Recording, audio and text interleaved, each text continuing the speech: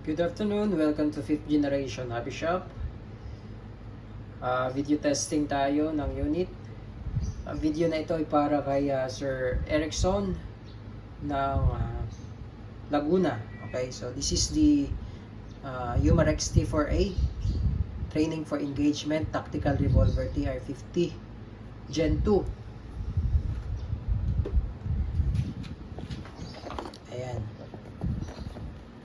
7.5 joules.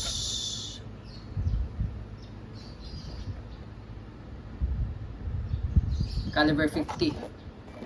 So ito po yung itsura ng Caliber 50. Rubber ball. Okay. May mga iba't ibang klase ng bala ang TR50. Hindi lang po rubber ball. Meron din tayong pepper ball. Meron din po tayong aluminum ball. Ayan. So ito yung rubber ball na caliber 50. Ayan. Ayan po yun. Rubber. Siyempre rubber. Kaya siya rubber. So matigas siya na pagka-rubber. Reusable po siya. Okay. So pwede mo siyang magamit ulit hanggat hindi pa po nababasag or nasisira yung rubber niya. Okay. Pwede siyang gamitin kasi ano siya matigas siya na pagka rubber. Okay. Then meron din po tayong aluminum ball. Ayan, caliber 50 din siya. Ayan. Then meron din po tayong available na paper ball. Ayan. Paper ball. So kung familiar kayo sa pepper spray, ito naman paper ball. Okay. Yan. Okay. Yan. Yan yung paper ball.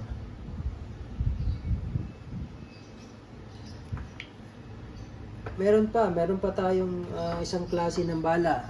Actually dalawa eh. Ito lang. Ito naman po yung tinatawag na Sure Strike. Ayan.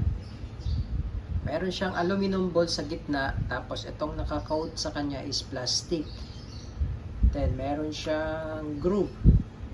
Ayan, para yung flight mas accurate. Compare sa mga aluminum ball, yung bilog, mas accurate po siya. Ito. Then meron pa tayong isang bala. Ito naman po ang tinatawag na Devastator. Ayan. So, ganun din siya. Same lang dun sa Sure Strike. Pero ito, mas magaan. Compare dito sa Sure Strike. Mas magaan. Mas magaan yung Devastator. Ayan, meron din siyang groove. Tapos, plastic din yung nakabalot sa kanya. Etong dalawang to, ay hindi po siya reusable. So, pwede kasing mabasag yung plastic. Hindi mo na magagamit kasi itong aluminum ball na nasa gitna ay mas maliit po ang diameter. Okay? So, yan po yung iba't ibang klase ng bala ng caliber 50. So, imagine, ito yung caliber 50. Ayan, ito yung caliber 50. Focus lang natin. Ayan, ito yung caliber 50, tapos ito yung 4.5 mm na steel ball. Ayan, o. Diba? Laki. Laki ng difference. Ayan. O. Yan yung bala. Ito po yung bala ng TR50. Ayan. Okay? So, pinumpara ko lang para makita ng ating audience kung gaano kalaki ang caliber 50. Okay? So, proceed na tayo. Ayan. Gen 2 po siya. So, ang Gen 2 po ay fiber optic sight. Meron kasing isang TR50. Yung Gen 1 naman. Yung Gen 1, hindi pa naka fiber optic. Hindi pa naka high vis. Sabihin ng high vis. High visibility iron sight or sight. Ayan. Ayan. Ito po yung ibig sabihin. Ito po yung ibig ko pong sabihin. Ayan. Fiber optic sight na siya. Mas maganda siyang sipatin. Ayan, mas malinaw. Ayan, ayan yung serial number. At kagandahan dito, pwede mo siyang bihisan. Ayan, pwede mo siyang lagyan ng scope. Or pwede mo rin siyang lagyan ng red dot optic. So meron tayo ditong red dot optic pala sir. Pakita ko lang sa inyo. Ito. So meron tayo ditong, etong isa, ito yung napi-flip. Ayan. Tapos ito naman, yung RMR. Ayan, yung red dot optic. Yan, meron lang dot. Ayan. Ayan. So yan yung sight. Oh, ganda oh. Yan. So na-adjust din yung ano niyan, yung lakas ng ilaw. Yan. Tapos ito naman yung patayan. Yan. So nasi-zero po yan. So ikabit lang natin no para makita lang ni sir. Ayan po. Yan. Oh, madali lang naman siya actually ikabit. Rail on lang naman yan. Tapos meron siya adjuster dito. Ito naman yung sa windage, tapos ito naman yung sa elevation. Yan. 'Di ba? Oh. Wala lang battery ito, hindi ko pa nalagyan. So pwede siyang i-flip. Pag naka-flip, tapos release. Oh, 'di ba? Ganda. Tapos flashlight pa, meron tayong available na flashlight din.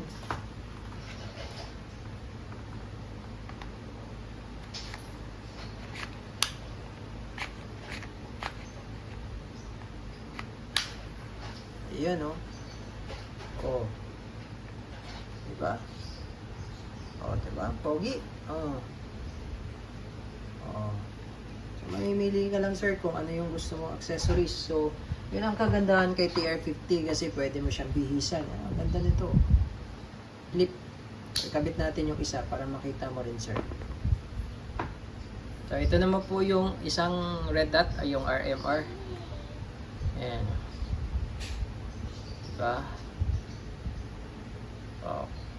So ito yung 0. So kung saan nakatutok yung red dot, yan yung bullseye.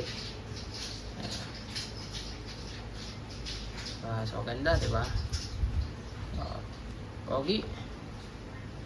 So yun yung mga accessories na lagay natin yung flashlight.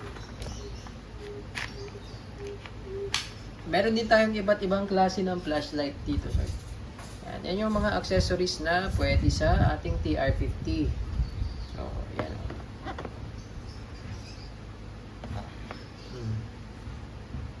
Maganda niya, no? Okay. So, i-repeat lang natin ito.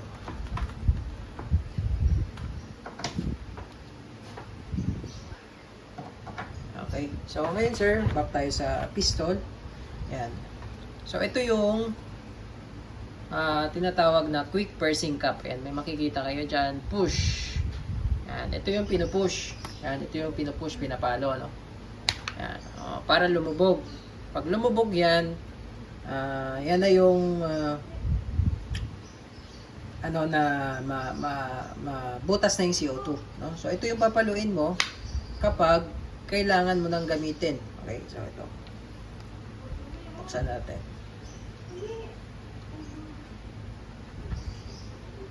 Ito yung pursing cap, quick pursing cap ang tawag po dito. So, iwasan nyo lang na malaglag. Ayan. Tapos, ito naman yung CO2 12G. Ayan. So, may kasama na pong 5. Okay. Bukod dun sa rubber ball, silicone oil, meron na rin pong kasama.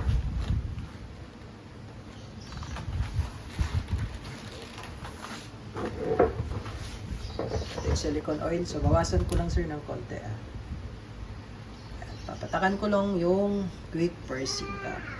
Ayan. Konti lang. Ayan. Then, ito yung CO2. Once na nilagay ko na siya dito, sorry, baliktad pala, no? Yung sa ibang airgun natin, kapag nilagay mo na at hinigpitan, mabubutas na. Pero ito, once na nilagay mo siya dyan, at hinigpitan, i-twist nyo lang, iikot nyo lang sir hanggat sa hindi na siya maikot. Yan. Ikot nyo na. Pag maikpit na, yan. So hanggat nandyan siya, at hindi ko naman na, at hindi nyo naman ipupush to, hindi makukonsume yung CO2 dyan. Kahit gaano pa katagal, hanggat hindi nyo to pinapalo. Yan. Kasi ito yung quick pursing. Tapos yung indicator niya dito, ayan makikita nyo po. Yan. Nakalubog. So pag pinalo nyo ito, aangat yan. Yan, okay? Ayan. Hanggat hindi nyo naman gagamitin, hayaan nyo lang siyang ganyan, hindi naman makukonsume yung CO2. So ngayon, papaluin ko siya, no? Mamaya naman pala. Lalagay muna tayo ng bala. So, sa pag-release pala sir ng magazine, ganyan lang. Ito yung magazine niya. Lalagyan natin ngayon ng rubber ball.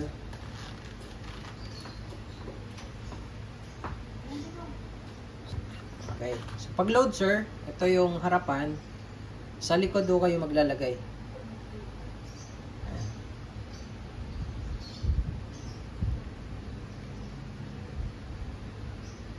Ngayon, pagdating naman sa short strike, kasi may order si sir na short strike. Ito yung isang klase. Ayan, short strike. Pagdating naman sa short strike, 'di ba? Ito yung harap, sa likod natin nilalagay yung rubber ball. Pagdating naman sa short strike, yan. Ganon din sa likod. Yan, sa likod din siya. Yan. Pero pag yung devastator pala, yan, sa likod din nilalagay yan. Yan. Tapos yung devastator, pwede naman sa likod. Pwede rin naman sa likod. Pero, mas effective siya dito sa harap. Yan. Yan. Sa devastator. Pero sa sure strike sa likod. Yan. So, yun yun. Yan.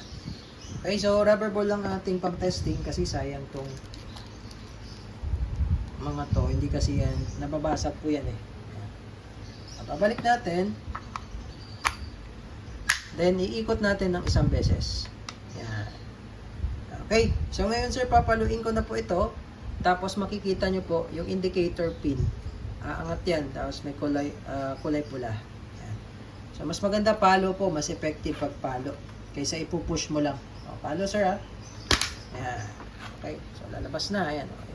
So, indicator na pressurized na yung loob. So, ngayon, pag once na inactivate nyo na by pushing this quick pursing cap, so kailangan pong gamitin kaagad yan. Bawal po kasing i-stuck yung CO2 niya na nandyan ngayon. Pag pinalo nyo, kailangan nyo iputok sir, at kailangan may bala. Kailangan po maka 5 to 6 magazines po tayo bago natin i-release. So ipuputok natin ngayon ito. Okay, testing sir. 6 shots.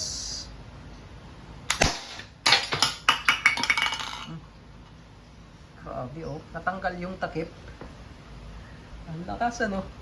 Pakita ko lang yung lata sir. No. Sa sobrang lakas, natanggal yung takip. Nakakabit yan dyan eh. Sa lata.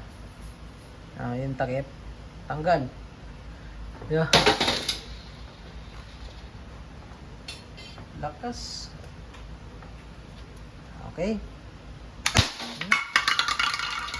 Diba? So, ganun siya kalakas.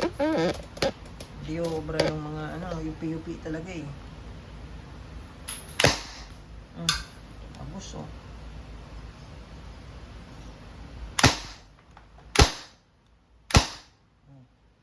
So, 6. Okay, wala na. So, 6 po yun sir. So, load tayo ulit. Okay, pangalawang magazine po tayo sir. Mas ikot lang. Eh, yung plate naman ang tirahin natin. Firing. Naglag lahat. Tingnan nyo lang yung lata sir kung gaano siya kalakas oh. Diba? Oh, lumapit sa akin. Oh. Laki ng butas, oh.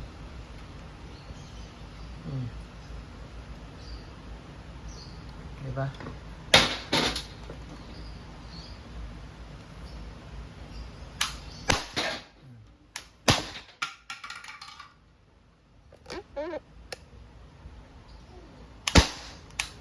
Lakas talaga niya, no? Okay, so pangalawang magazine tayo, sir. Load tayo ulit. Okay, pangatlong magazine tayo, sir. Pangatlo.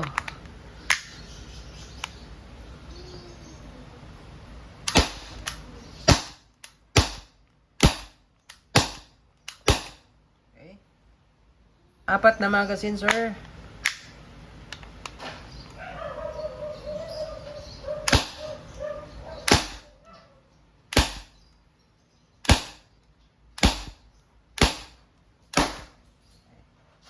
Ang limang magazine, sir. So, tingnan natin kung kaya niyang itumba yung plate. Ikot pala. Ayan, no? Diba? Sa sobrang lakas na nakakalog niya yung plate.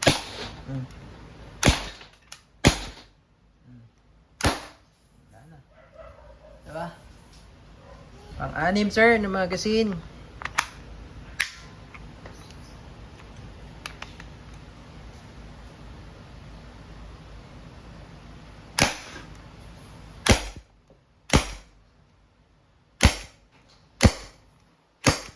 Ayan, so mahina na siya, no, sa pang-anim.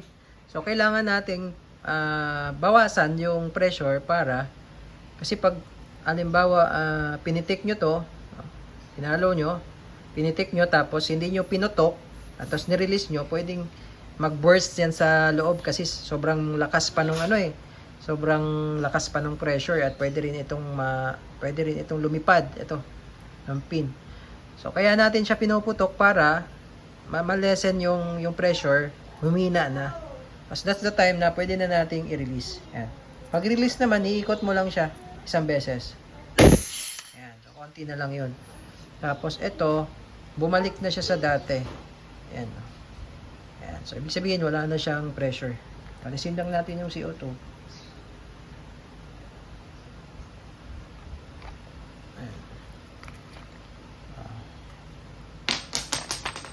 Okay, then kung i-ready mo naman, lagyan mo lang ulit ng CO2 tapos higpitan mo lang ulit.